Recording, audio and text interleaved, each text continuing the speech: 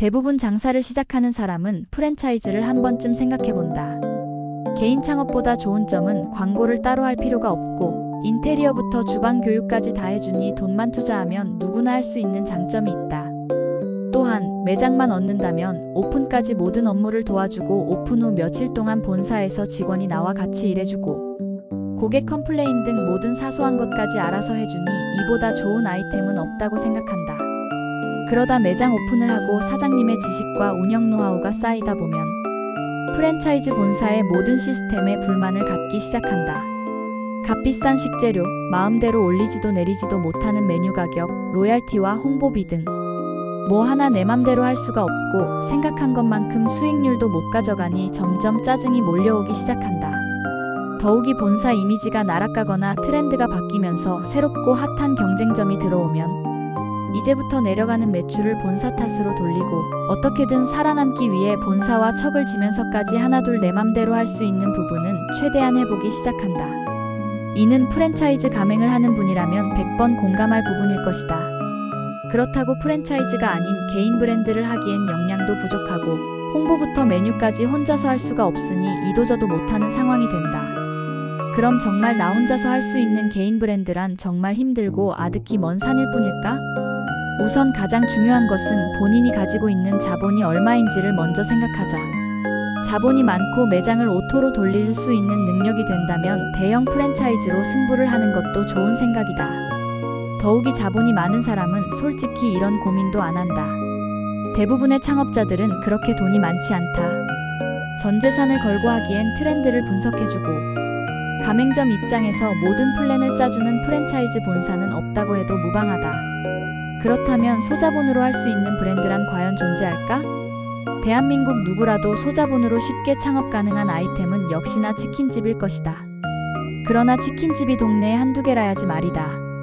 너무나 많은 치킨집, 더군다나 유명 브랜드의 치킨집이 동네에 있다면 이는 불 속에 뛰어드는 자기 자신을 보는 것과 마찬가지일 것이다. 요새 인건비가 너무 오르면서 무인 창업도 많이 늘고 있는데 이마저도 초기 자본이 만만치 않고 관리도 쉽지가 않으며 무엇보다 매출과 수익이 많다고 자부할 수가 없다.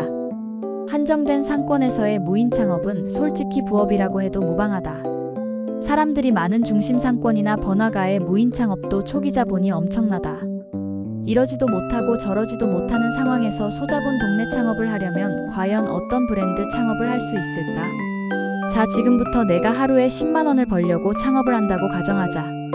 인건비 없이 1인 창업을 한다고 생각하고 접근한다면 매장 임대료, 재료비, 전기세 등 공과금, 세금 등을 합한다면 적어도 하루 20만 원은 벌어야 내가 10만 원을 가져갈 수가 있다.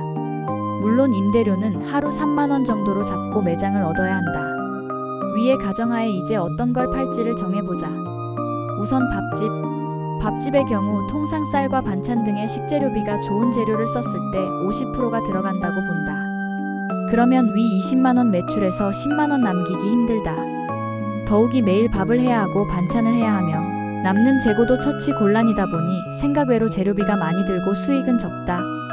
그럼 커피숍의 경우 솔직히 동네 상권에서 매출 20만 원 올리기가 쉽지 않다.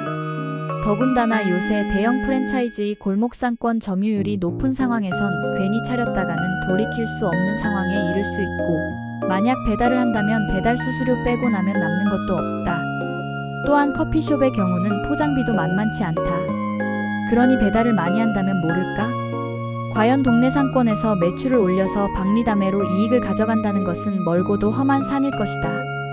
그럼 어떤 걸 판매해야 개인 브랜드로 살아남을 수 있을까? 우선 밥을 매일 해야 하는 종목은 배제하자. 그리고 반찬수가 많은 것도 배제한다. 밥의 경우 요새 밀키트 형식의 볶음밥 종류가 많이 나오니 이를 활용하고 볶음밥의 경우는 반찬도 그렇게 많이 들어가지 않는다. 일명 퓨전 분식집이 하나의 방법이다. 중요한 건 볶음밥의 종류를 되도록 20가지 가깝게 세팅하고 배달 전문으로 가야 한다. 통상 배달 수수료는 넉넉하게 35% 정도를 잡고 코스트를 계산하면 쉽다. 다음으로 면을 활용한 브랜드이다. 배달을 위주로 하게 되면 위에 언급한 바와 같이 배달 수수료를 높게 잡아야 하므로 코스트가 적은 종목으로 그리고 빠른 배달을 위한 준비되는 나머지 일이 최소화될수록 좋다. 쌀국수, 잔치국수, 우동, 메밀 등의 면 종류의 브랜드도 좋은 종목일 것이다. 우선 면으로 하는 브랜드의 경우 처음엔 몇 가지로만 승부를 보다가 차츰 메뉴를 늘려나가는 방식을 취하면 초기 리스크를 최소화할 수 있다. 다음은 술집, 호프나 소주 등은 매출을 올리는 데 중요한 수단이다. 여기에 어떤 안주류를 넣을 건지를 생각하자. 마른 안주나 구이 안주 등으로 가볍게 한잔할 수 있는 브랜드도 많다.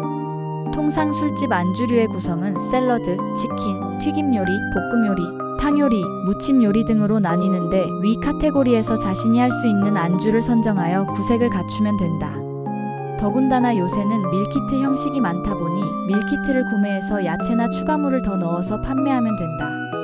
본인이 그냥 치킨이나 튀기면서 혼자서 할 수 있는 창업을 원한다면 위에 언급한 술집 안주류를 바탕으로 배달 수익과 홀 수익을 동시에 가져갈 수 있다. 치킨의 경우는 워낙 대형 프랜차이즈가 많다 보니 섣불리 치킨 전문점을 차렸다간 오히려 마이너스 효과를 가져올 수 있으니 치킨 한 가지를 하는 브랜드보다는 술집과 어우러져 안주류로 운영되는 치킨 브랜드를 만들면 된다.